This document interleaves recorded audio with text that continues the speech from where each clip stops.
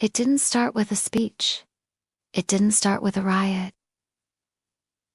It started with a second. One single second. A time, once ignored like the countless others that ticked past each day, was claimed. A second of the 17th hour, on the 23rd day, by a woman named Anna. She had no wealth, no title, no platform, but she had a story.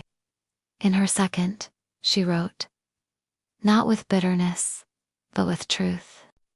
About her family losing their home after a bank restructured the rules. About medicine her brother couldn't afford. About promises made by politicians who never came back. And then others followed. A teacher used her second to reveal how education had been hollowed to numbers and quotas.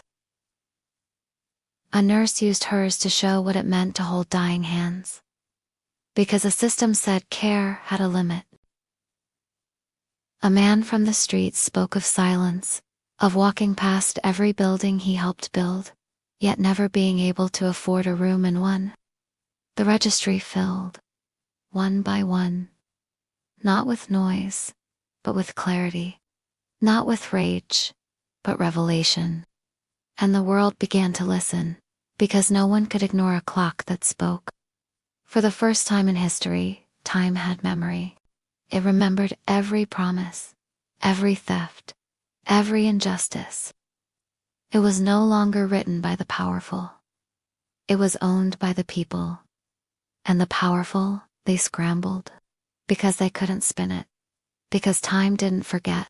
Because the people could point to the second and say, here, this is what happened. This is the truth. Laws began to change. Not because leaders suddenly grew moral, but because the ground they stood on no longer belonged to them. It belonged to the seconds. To the people. 1 second doesn't sound like much until it holds the truth, until it becomes a mirror, until it becomes millions. And in the end, that's what broke the system.